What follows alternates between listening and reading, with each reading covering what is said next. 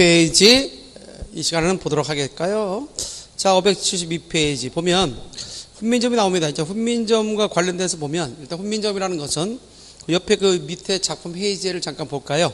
훈민정음은 훈민점의 이중성, 한글 명칭이자 책명이다. 보통 우리가 소위 그 훈민점이라고 하는 것의 책은 1459년에 쓰여졌던 훈민점 해례본이 있습니다. 훈민점 해례본, 즉 한문본으로 되어 있죠. 한문본으로 되어 있는 우리 훈민점 해례.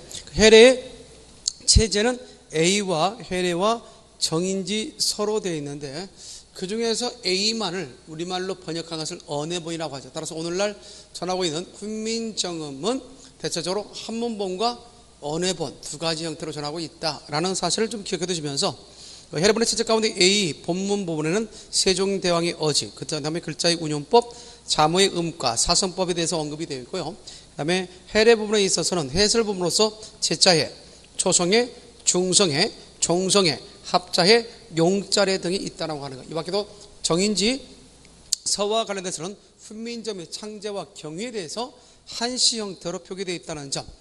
이러면 우리가 그래서 훈민점 해례본을 통해서 우리는 한글이 세종대왕께서 만들었다는 사실을 우리는 알 수 있었다는 점. 따라서 창제자는 세종이라는 점.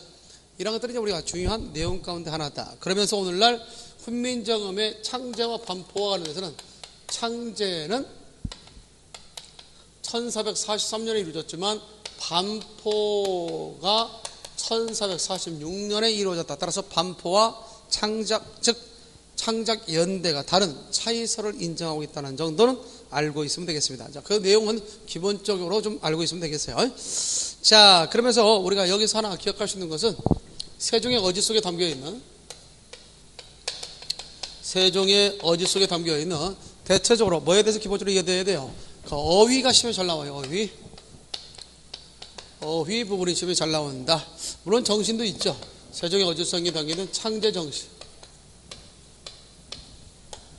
창제 정신은 크게 세 가지로 제시할 수 있습니다. 첫 번째가 뭐냐면 다른 말씀이 중국에 따라 문자로 서로 선맞대 아니할세. 그렇죠. 문자와 중국에 있어서의 그런 문자.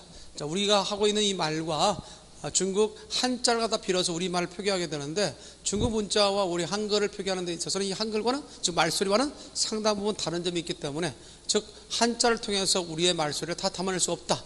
차이점이 있었기 때문에 우리의 말소리, 문자가 필요했다는 얘기죠. 말소리를 표현할 수 있는 문자가 필요했다. 그래서 자주정신이 들어가고 있습니다. 두 번째는 이런 전차로 어린 백성이 니로우지 홀빼 있어도 그 뜻을 마침내 표대 못할 놈이 실어 표대 못할 놈이 하니라 해서 그래서 일하려 하여 어여삐여기 불쌍히 여겨 무슨 정신이 들어가요? 애민 정신이 들어가죠. 그 다음에 우리가 세 번째로서 우리가 기억할 수 있는 거면 내 일하여 어여삐여기 새로 수문이 넣을 것을 맹가노니 사람마다 해 수빈 이겨 날로 숨에 벼랑키 하고자 할 따름이라 해서 우리가 뭐에 대해서요? 실용정신. 따라서 훈민점의 창제정신은 그게 몇 가지? 세 가지다. 세 가지를 들어서 얘기한다면 첫 번째 시작 자주정신, 두 번째 애민정신, 실용정신이 있다. 그러면서 기본적으로 시험에 출제될 수 있는 것이 뭐냐? 세종의 어지 부분이 시험에 자주 나오게 된다. 자, 나란 말씀이 중국에 따라 서로 사마띠 아니 했을 때 그 어휘 부분에 좀 조심하기 바랍니다. 사마띠라는 말. 사마띠 같은 경우는 기본형이 15세기 당시. 이거는 1359년이니까 15세기 말쯤에 쓰여진 것이라면 15세기 당시, 15세기 초에 있어서 표기 훈민정음 창제 당시에 기본형은 치읓받침이 들어간 사마따였다. 사마따는 통하다. 그런 뜻으로 얘기될 때는 건 사마띠 아니할세. 이런 전차라는 말 기억해 둘 필요가 있죠. 전차라는 말은 까닭이라는 말입니다. 까닭, 연고 고자와 관련되어 있죠. 한자와의 연결관계 기억해 보겠습니다. 이런 전차로 어린 백성이 니르고지 홀빼 있어도 어린. 자, 어린의 기본형은 어리다죠. 어리다는 대체적으로 어리설 우자. 어리설 우자에다 나이가 어리다로 쓰인 거죠. 그래서 나중에 이것이 어이가 전성된 단어다. 어이가 전성된 단어. 그래서 이와 같이 잘 기억하면 되겠습니다. 어린 백성이 니르고지 홀빼 있어도 니르고지 홀빼라는 말과 관련돼서 어린이연. 자, 여기서는 오늘날 현대역으로 바꾸면 이 정도만 알아도 되겠까요?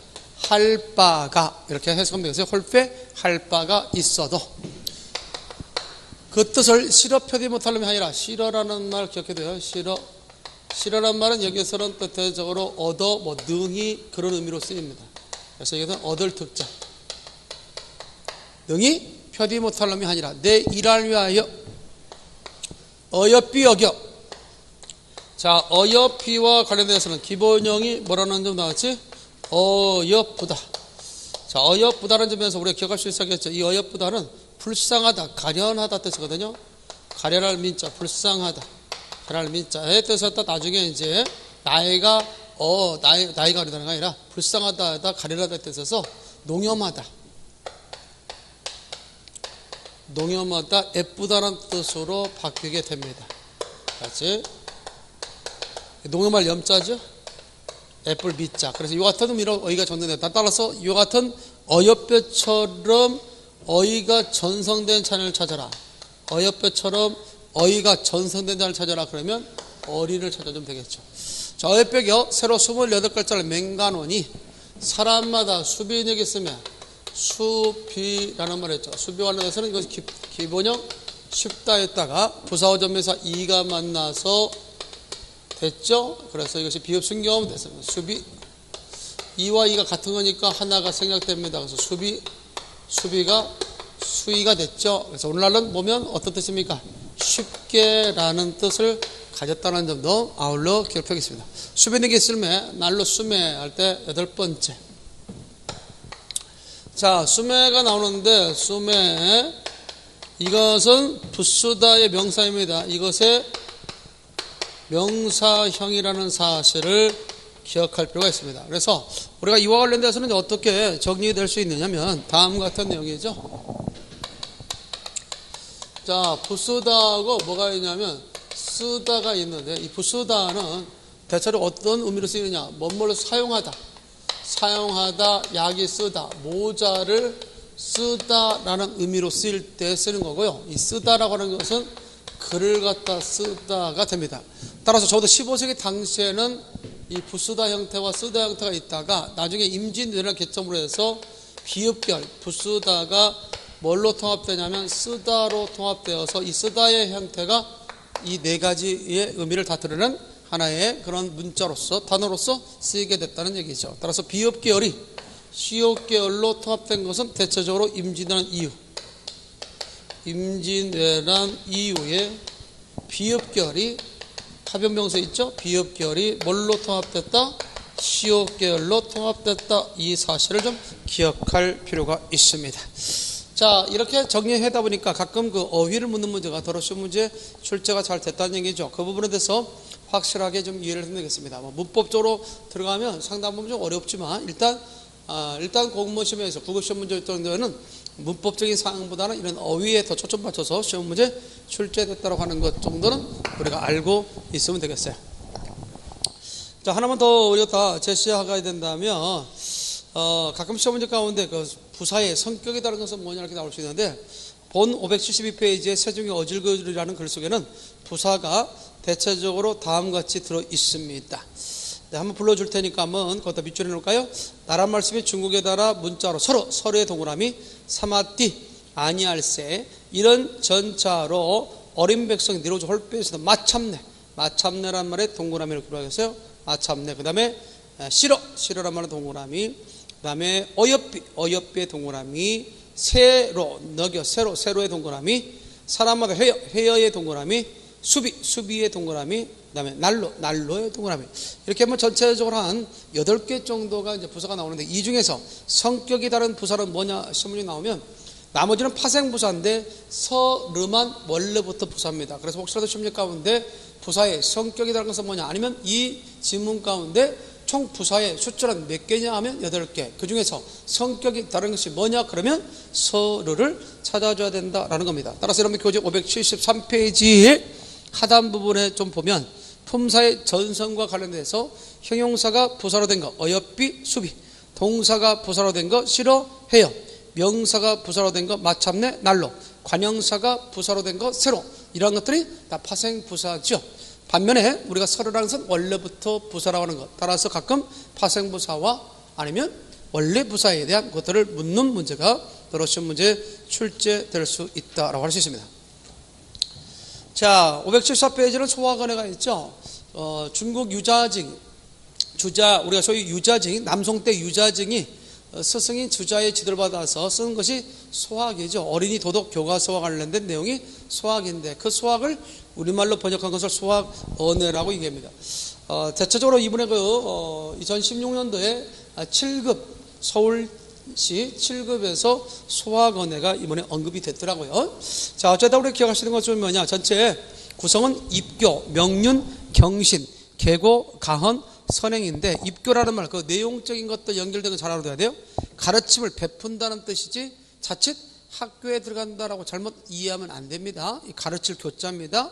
자, 그래서 입교는 가르침을 베푼다, 명륜은 인륜을 밝힌다, 경신은 몸가짐을 조심한다, 기고 인리를 상고한다, 가헌 좋은 말씀, 선행 착한 행실, 이렇게 해서 내용적인 것들 구성과 더불어서 그 설명, 잘못 짝정이 뭐냐, 이런 식의 문제 나올 수 있으니까 참고해 둘 필요가 있겠고, 특히 소학이라는 것을 우리말로 번역한 것은 여러 차례 번역했는데 예컨대 1517년에 번역소학, 그다음에 1586년에 소학언해, 그 다음에 1744년에 번역한 어제 소학언해가 있는데 이 중에서 1586년에 번역된 소학언해가 과거 이제 우리가 교과, 고등학교 교과에 실려 있었던 것이고, 이유인즉슨 우리 국어에 있어서의 표기상의 변천사를 이해하는 데 있어서 임진 외단을 전후해서 상당 부분 요동이 치는데, 우리 국어적인 어떤 변화가 요동치는데 그러한 임난 직전의 표기상의 특징을 가장 잘 볼 수 있는 문헌이 소학언해였기 때문에 소학언해를 고등학교 교과에 실려 놓았던 것이었죠. 자, 그런 점에서 여러분 교재 575페이지에 대표적인 것 명륜 제1편과 명륜 제2편을 실어놨는데, 일단 주제 정도는 좀 알고 가시는 게 좋을 것 같습니다. 공자가 증자달에 닐러 가라사대 몸이며 얼굴이며 머리털이며 사람 부모께 바치한 것이라. 많이 들어봤던 내용이죠. 신체 발부는 수지 부모라 감히 허로 상하디 아니오미 효도의 시작이라. 이게 배웠을 것 같습니다. 따라서 이런 부분들이 이제 우리가 상당히 중요한 내용이고요. 감히 허로 상하디 아니오미 효도의 비로소며 몸을 세워 도를 행하여 이름을 후세에 베풀어서 부모를 현적함이 효도에 마침이다. 따라서 효도의 시작과 끝에 대해서 이 얘기하고 있는데, 몸을 세워 도를 행하여 이름을 후세에 베풀어쓴다는 것과 관련된 한자 성어는 입신양명, 유방백세, 이같이 한자 성화에 관련된 것도 역시 기억해 두면 되겠습니다. 더러는 이렇게 소학언해를 제시한 상태에서 명륜 제1편을 제시한 상태에서 이 글과 관련된 한자 성어가 아닌 것은 뭐냐, 또는 이 글과 관련된 한자 성어는 뭐냐, 이런 식의 질문이 나올 수 있거든요. 그런 점에서 효와 연관된 성어, 혼정신성, 반의지, 반포보운, 출고반면, 풍수지탄과 관련해서도 기억을 해둘 필요가 있겠다. 잘 알아두시기 바랍니다. 특별히 그 혼정신성 같은 경우는 날이 저물었을 때는 자리를 정돈해주고 아침에 일어났을 때는 잘 주무셨는지 살핀다는 내용이고요. 반의지라는 말은 육손 먹은 아들이 팔순 노무 앞에서 색동옷을 입고 재령을 부린다는 내용이고요. 반포보온이라고 하는 것은 까마귀와 관련되어 있죠. 새끼 때는 어미로부터 먹이를 받아 살았지만 이제는 어미가 더 이상 먹이를 구해오지 못하는 그런 노쇠한 몸이 됐을 때는 새끼가 먹여 살린다는 내용이 반포보온이 되겠습니다. 출고 반면이라는 것은 나갈 때도 구하고 들어올 때도 구하는, 그리고 나가고 들어옴이 확실해야 되죠. 출고 반면이다. 아침에 일어났을 때 너 언제 들어왔냐 라고 하는 말을 들으면 그다지 좋은 입장은 못 되겠죠. 풍수지탄이라고 하는 내용은 결국 우리가 수욕적인 풍무지요 자영령이 침무되라는 말에서 언급된 것으로서 결국 나무는 고요하고자 바람은 그치지 않고 자식은 봉양하고자나 부모는 기다리지 않는다. 그래서 부모가 돌아가시고 난 사이에 탄식은 때 늦었다는 얘기 아니겠어요. 그러니까 살아계실 때 잘해라 라는 얘기가 되겠습니다. 풍수지탄, 부모가 돌아가시는 후 효하지 못한 것에 대한 탄식의 내용, 풍수지탄이 있습니다. 자, 그래서 명륜 제1편 같은 경우는 이와 같이 효도의 시작과 끝을 얘기하고 있다는 점, 효도의 시종, 효의 시종에 대해서 얘기하고 있다. 자, 명륜 제2편이 있습니다. 유익하니 세 가지 벗이요 해로우니 세 가지 벗은, 이것은 벗의 선택에 대한 내용을 담고 있습니다. 즉 익자사무, 결국 이익이 되는 친구 세 사람이 있고 해로운 친구 손자 사무가 있다는 얘기죠. 따라서 정직한 일을 못하면, 신실한 일을 못하면, 들어온 일을 못하면 유익하고, 이때 여기서 우리가 정직하이라는 것은 정직한 사람이죠. 신실하는 것은 믿음이 가는 법, 그렇죠. 왠지 그 친구가 있으면, 그 친구만 있으면 왠지 든든한 마음이 들 때가 있죠. 이런 친구를 신실한 친구라고 얘기할 수 있습니다. 그 다음에 우리가 기억하시는 것 가운데 들어온 것이 하나님, 이 들어온 것이 한이라는 것은 많다는 뜻입니다. 그러니까 박학다식한 벗, 이런 벗을 벗하면 유익하고, 거덕만 익은 자라는 것은 대체적으로 보면 겉만 번들어하고 실속이 없는 자, 한마디로 말해서 빛 좋은 게살구랄지 붉고 쓴장이랄지, 그 다음에 양의 머리를 내걸고 계곡을 판단하는 양두구육이랄지, 이와 관련된 내용이 있죠. 따라서 여러분들 교재 576쪽에 보니까 그와 관련돼서 내용을 제시하고 있죠. 빛 좋은 게살구, 붉고 쓴장, 거울 좋은 하늘타리, 그 다음에 양두구역과 관련해서 제시할 수 있겠습니다. 자, 이 밖에 아당하기 잘하는 자는 교훈 영습하는 자라는 얘기고, 말씀만 익은 자라는 것은 남아있는 중천금, 즉 말 한마디로 천냥 빛을 감둔다는 말에 교훈을 받을 사람이라는 것도 알아두면 되겠습니다. 이렇듯 익자 사모도 있고 손자 사모가 있다. 그래서 이 내용, 이 글의 내용적 전개는 서로 이와 같이 뭘 통해서? 대조를 통해서, 각각의 구체적인 예시를 통해서 내용이 전개되었다는 사실을 우리는 알 수 있겠습니다. 자, 그러면서 관련된 한자 성어에 대한 기본적 이해가 있어야 되겠다. 자, 좋은 영향 관계를 얘기할 때, 좋은 영향을 줄 때 쓰는 말 가운데 대표인 것이 마종지봉이 날리죠. 자, 쑥이 맛 가운데 자라면 곱게 자란다 해서 나온 말이 마종지봉이다. 당구 3년 견풍이라는 말이 있죠. 서당께 3년이면 풍어를 읊는다는 말이 당구 3년 견풍어이라는 말이고요.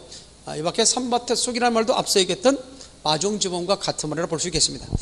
자, 나쁜 영향을 받을 때는 금묵자기랄지 근주자자, 먹을 가까이면 검게 되고 붉은 것을 가까이면 붉게 된다라고 하는 내용, 이것들이 이제 우리가 같이 연결되는 내용이다, 이렇게 생각해 볼 수 있겠습니다. 자, 지금까지 이제 우리가 얘기했을 때 소학언어에 대한 이야기. 소학언어는 우리나라 사람이 즉 소학이라고 하는 유자증이 쓴 것을 번역한 것을 소학언어라고 해요. 소학은 우리나라 사람이 쓴 게 아닙니다. 과거에 신문에 나왔을 때 우리나라 사람이 쓴 소학을 그것을 번역한 것이 소학언어이다, 말이 안 되는 거죠. 따라서 이와 같은 형태의 소학에 대한 것, 어린이 도덕 교과서였다는 점, 그런 점에서도 이해를 해두면 되겠습니다. 자, 이 밖에 동국신속 삼강 행실도라는 게 있고요. 노골대 언어가 있는데, 이 동국신속 행실도는 대체적으로 우리가 임진왜란을 겪으면서 상당 부분 지배계층에 있어서의 어떤 혼란함과 더불어서 지배계층들의 어떤 위신이 많이 떨어졌죠. 그러다 보니까 결국 이런 임진왜란 이후, 병자라 혼란 이후에 이런 어떤 유교적인 어떤 그 덕목을 통해서 다시금 사회적 질서를 바로잡기 위해서 당시 유교적 이념을 실천했던 그런 위인들, 업적들을 갖다가 그려놓은 그런 내용들이 바로 뭐다? 동국신속 삼강행실도라고 얘기하실 수 있습니다. 동국신속 삼강행실도에 그래서 가량 동기는 유교의 덕목인 삼강을 몸소 실천한 사람들의 일화를 일반 사람들에게 알려 전란으로 피폐해진 백성들의 마음을 바로잡고자 했다. 이것이 바로 하나의 뭐다 하는 점? 동기, 즉 가량 동기였다는 거 기억을 해두면 되겠어요. 자, 이 밖에 이제 노골대 언어라 같은 경우는 이와 제 뒤에 이제 가면 있습니다만은, 걸대라고 하는 것은 우리 몽골 사람들이 중국 사람을 걸대라고 했다. 그러니까 노걸대라는 말은 늙은 중국 사람과 관련된 이야기라는 뜻이죠. 자, 이 부분에 대해서는 좀 더 뒤 내용을 보면서 확인해 주도록 하겠습니다. 자, 578페이지 보니까 경명충렬, 그다음에 이보할지, 최금타정, 순신역전 등이 있는데요. 경명충렬과 관련해서 우리가 제시할 수 있는 내용은 뭘까요? 이거는 이제 옛날에 여러분들 그 임진왜란 당시에 의병장 고경명에 관련된 내용이 되겠습니다. 따라서 대체적으로 이런 어떤 그 동국신속 삼강행실도가 나오면 대부분 주제 내지는 관련된 한자 성어를 묻는 문제가 일반적일 것입니다. 그런 점에서 참의 고경명은 광주가 사람이니 임진왜란에 의병을 수창하여 의병을 갖다가 일으켰다는 얘기죠. 그래서 금산 도적을 치자가 패하여 아들 인우와 마카 사람 누평로 아녀로 항한가지로 죽다 함께 죽었네요. 그러자 장자, 큰아들은 이제 집에 가문을 잇기 위해서 집에 남아 있었는데, 아이고 자기 동생도 죽고 아버지도 죽었다니까 장자 종우가 원수 갚으러 군을 갖다 이러다 진주가 죽었네요. 아이고 장자도 죽었네요. 처음에 경명의 죽음을 거두어 금산 몇 가운데 가만히 묻었더니 40날밖에 처음으로 연습하니 낯빛이 산듯하더라. 야, 죽은 지 40일 됐는데 세상에 무덤을 파보니까 다시 산듯한 모습이었다라는 거 아니겠습니까? 영장의 홈에 무지개 무덤 옆에서 일어나, 이런 것들이 이제 우리가 대체적으로 어떤 심표와도 관련된 내용, 영웅들에 있어서 어떤 기이한 어떤 현상들 이런 것들 때 무지개가 옆에서 피어올랐다는 얘기죠. 사람이 이르되 충분히 감동하므라, 그의 충성된 것에 그의 충성과 의분에 감동한 바라라고 얘기하고 있습니다. 그래서 송영대왕께서 명하시자 그에게 광주에다가 제를 집으시고 지 님을 갖다가 뭐라고 얘기했다는 점, 그렇죠, 포충사라고 했다는 점. 자, 이것을 경명충렬이라고 하는 것은 고경명 장군에 대한 이야기라 볼 수 있겠고, 나라가 위태에 빠졌을 때 일어나서 제 목숨을 던져 나라를 구하고자 했던 내용, 뭐 그런 점에서 본다면 관련된 한자 성어는 유격충절이다, 갈충보곡이다, 견마지로다, 견의치명과 관련됐다는 거. 밑에 밑줄짝 해놓으실까요? 충과 관련된 한자 성어, 유격충절, 나라를 위하는 충선소는 절개, 갈충보곡, 충성을 다하여 나라의 은혜를 갚는다는 것, 견마지로, 개나 말의 노고, 자기의 노력을 낮춰 하는 말 견마지로, 임금이나 나라의 충성을 다하는 노력 견마지로와 관련돼서 기억을 할 수 있어야겠고, 위태로운 상을 만나며 목소리를 바친다는 것 견의 치명과 관련돼서 기억할 수 있겠다. 자, 이보할자가 있습니다. 이보라는 사람이 제 손가락을 베어서 결국 피를 내어 아버지를 먹여 아버지를 살렸다는 아주 효심에 얽힌 내용입니다. 니보 농한년 사람이니 그 아베 태방이 사나무 아주 몹쓸 병을 얻어 거의 죽게 되니 구하여도 효험이 없어 이래에 우더니 꿈에 중이 구하여 니로되 산 사람의 뼈를 먹으면 가히 좋아지리라. 배 즉시 놀라 깨달아 손가락을 버여 약을 맹글아 써 받자오니 아베병이 즉시 좋아지니라. 이거 효심에 얽힌 내용이라 볼 수 있겠죠. 그래서 관련된 한자 성어를 보면 혼정신성, 부모 모신 사람이 저녁이면 자를 정해주고 아침이면 주무신 자를 정성껏 돌아본다는 건 망운지적, 구름을 바라보면서 고향에 계신 부모님을 생각한다는 말 망운지적, 맹종동순, 맹종이 한겨울에 지극한 효심으로 죽수를 구하여 효도했다는 내용이죠. 왕상리어, 병석에 누운 왕상의 어머니가 잉어를 먹고 싶어하자 한겨울이었음에도 얼음을 깨고 잉어를 잡아다가 부모를 공양했다는 내용입니다. 풍소지탄, 부모가 돌아가신 후에 효도 못한 걸 후회한다는 내용. 반포지요, 앞서 얘기했죠. 관련된 놈을 까마귀가 새끼가 자라서 그 아버지에게 먹여를 먹여주는 일, 자신의 부모의 은혜에 보답한다는 내용. 이것이 바로 이보활지와 관련된 한자 성여정이다, 이렇게 얘기할 수 있죠. 자, 그러면서 579페이지에 최금타적이 있습니다. 최금타적, 최금이가 적을 쳤다는 얘기 아니겠어요? 자, 그래서 이제 임진환 당시에 외놈들 피해서 산속으로 가족들이 숨어 들어갔는데 그만 양식이 떨어져서 양식을 구하고자 나왔다가 외놈들에게 발각을 당해서 결국 남편이 죽고 두 아들을 죽고 자기 자신마저 결국 자기 남편과 자식을 죽인 그런 도적놈을 죽이고 자기 또한 다른 외놈들에게 죽임을 당했다는 내용.